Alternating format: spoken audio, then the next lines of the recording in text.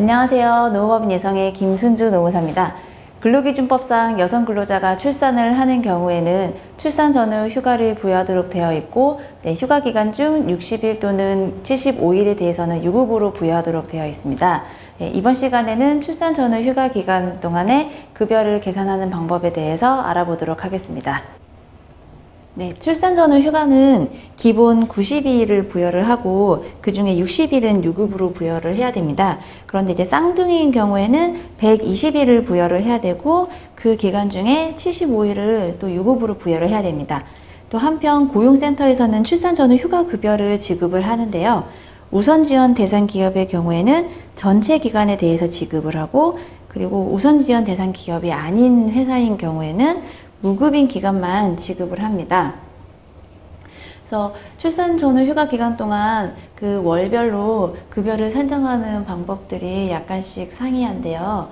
살펴보면 이제 출산 전후 휴가 기간 동안에 월급여 산정하는 기간을 구분을 해보면, 먼저 휴가 시작일이 속한 달, 휴가 시작일이 속한 달, 그리고 그 다음에는 월 전체가 유급인 그 달이 있겠죠.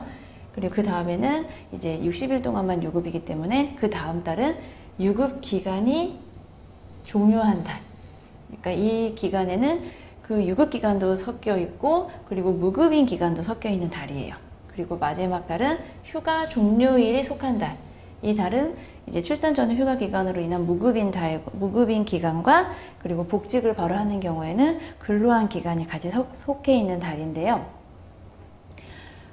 이거는 사례를 통해서 설명을 드리는 게 더 나을 것 같아서 이건 참고하시고 다음 장으로 넘어가겠습니다. 사례 그 상황을 살펴보면, 출산 전후 휴가 기간이 2019년 9월 10일부터 2019년 12월 8일, 딱 90일이고요. 그리고 휴가 후 바로 복직하기로 되어 있습니다. 이 출산 전후 휴가자의 월 급여는 기본급 300, 그리고 식대 10만원, 그리고 그 포괄산정 연장수당, 매월 고정적으로 발생하는 연장수당이 30만원이에요. 그리고 급여를 계산하는 기준은 당월 일수를 기준으로 계산을 합니다. 그리고 고용센터에서 여기 지금 2019년 우선지원 대상 기업을 기준으로 사례를 만들었는데요. 출산 전후 휴가 급여는 1일 6만원이 한도예요. 19년 기준은 1일 6만원이 한도입니다. 고용센터에서 지급하는 출산 전후 휴가 급여. 이제 9월 10일 날 출산 전후 휴가 기간이 시작일이니까 이제 9월 급여부터 살펴보면요. 9월은 근로한 기간과 유급 출산 전후 휴가 기간이 같이 이제 섞여 있는 달이에요. 그래서 9월 1일부터 9월 9일까지는 근로한 기간이고요. 그리고 9월 10일부터 9월 30일까지는 출산 전후 휴가 기간 동안의 유급 기간이에요. 9월 1일부터 9월 9일까지는 이제 일월 계산 해주면 되겠죠. 전체 월 급여를 일월 계산 해주시면 됩니다. 기본급 300만원, 식대 10만원, 그리고 기본급 300, 식대 10, 그리고 포괄 연장수당 30만원.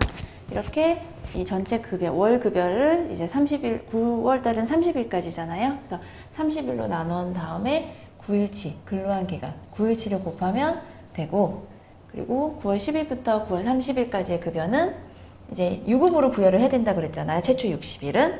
근데 그 유급의 의미는 내가 받는 월 급여를 다 주는 게 아니라 통상임금만큼만 주겠다의 의미거든요. 이 출산 전후 휴가자의 통상임금은 지금 월급여 구성 항목이 기본급, 식대, 포괄 연장 수당이잖아요. 여기서 통상임금은 기본급과 식대만 해당이 됩니다. 포괄 산정 연장 수당은 임금이기는 하지만 평균임금에 해당하지 통상임금에는 해당하지 않습니다. 그래서 유급으로 부여해야 되는 건 300만원 플러스 10만원에 대한 이것만 부여를 하면, 유급으로 지급을 하면 되는데요.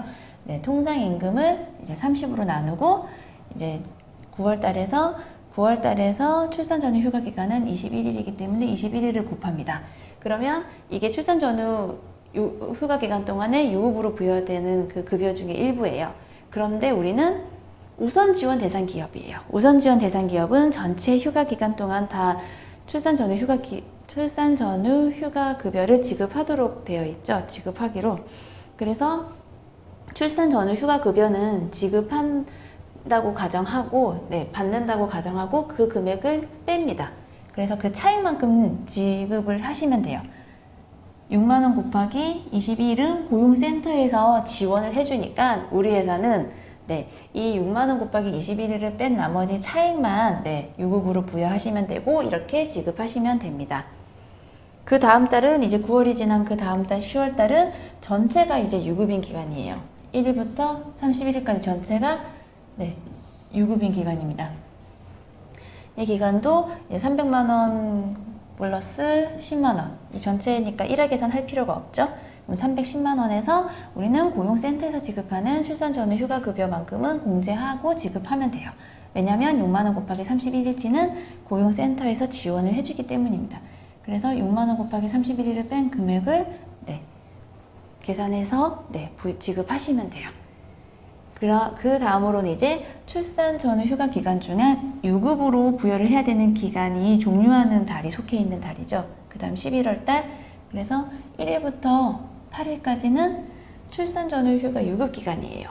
그리고 9일부터 30일은 무급인 기간입니다. 이것도 각각 기간을 나눠서 1월 계산을 해주시면 되는데요. 8일치만큼만 유급으로 부여를 하면 돼요. 그래서 300만 원 플러스 10만 원에 대해서 10월, 11월 달은 한 달이 30이죠. 그래서 30으로 나눈 다음에 8일치만 곱해 주셔서 지급을 하시면 돼요. 그런데 이때도 고용센터에서 지원해주는 금액만큼은 빼고 그 차액을 지급해 주시면 됩니다. 6만 원 곱하기 8일치는 제외하시고 나머지만 지급하시면 됩니다. 그리고 9일부터 30까지는 무급이에요. 그래서 무급이라는 거는 급여를 지급하지 않는 거죠.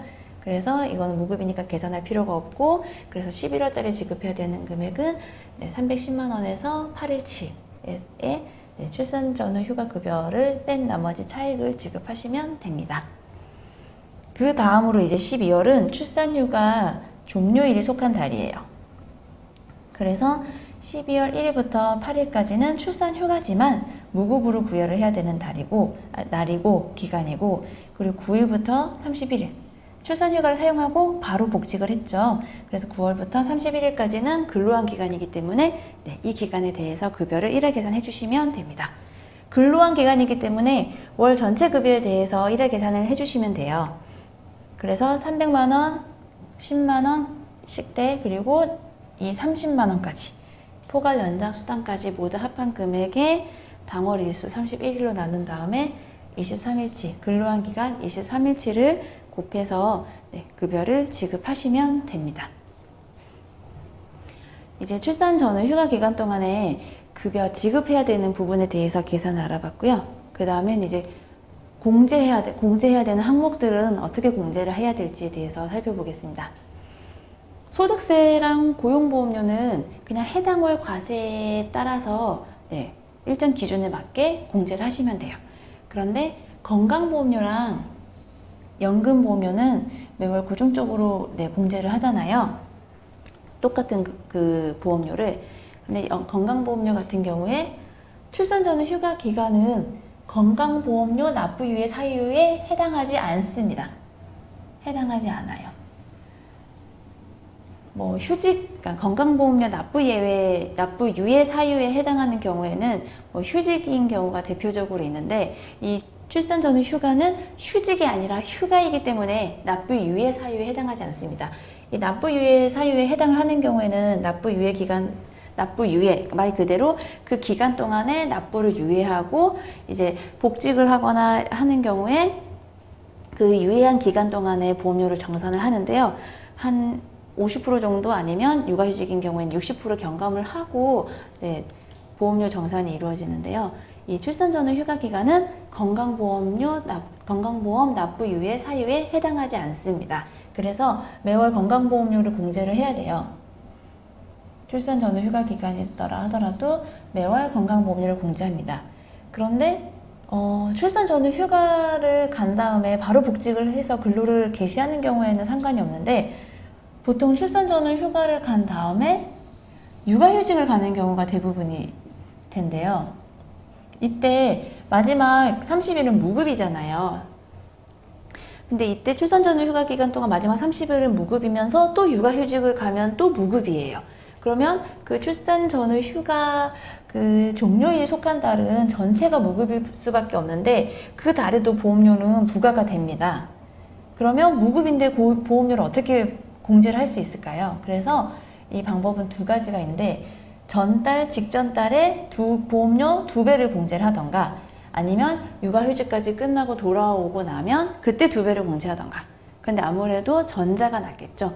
육아휴직 종료하고 나서 또 바로 퇴사하는 경우도 있기 때문에 보험료를 제대로 공제를 못할 경우가 있어요. 그래서 그 무급인 달에 급여가 지급되지 않으니까 건강보험료는 이제 근데 그래도 건강보험료는 부과가 되죠. 그래서 그 종료일이 속하는 달 전달에 그 전달에 1개월치 건강보험료를 한 번 더 공제를 합니다.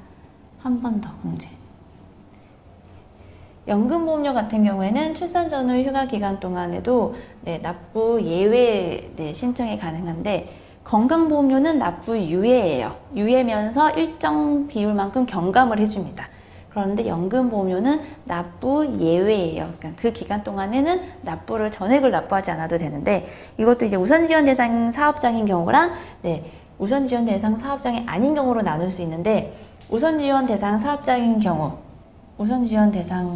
경우에는 전체 휴가 전체 기간에 대해서 납부 예외가 가능합니다.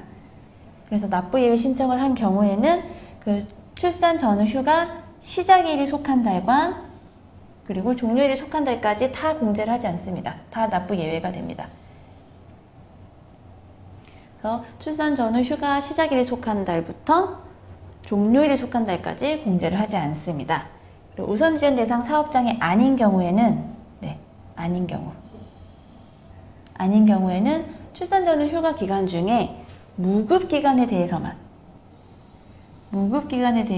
납부 예외가 가능합니다. 납부 예외 신청한 경우에는 이제 무급 기간이 속한 달, 무급 기간 시작일이 속한 달, 무급 기간 시작일이 속한 달부터 종료일이 속한 달까지. 종료일 뭐 2달 정도 되겠죠. 잘하면 이제 2달. 이 2달 동안은 공제하지 않습니다. 납부 예외가 가능합니다. 연금보험료는 우선지원 대상 기업인 경우엔 전체, 우선지원 대상 기업이 아닌 경우에는 무급기간에 대해서만 납부 예외가 가능합니다. 이렇게 출산 전후 휴가자에 대해서 급여를 지급하는 방법과 공제하는 방법에 대해서 살펴봤는데요. 이 자료는 네이버 카페 예성과 인사합시다에 올려져 있으니 참고하시기 바랍니다. 감사합니다.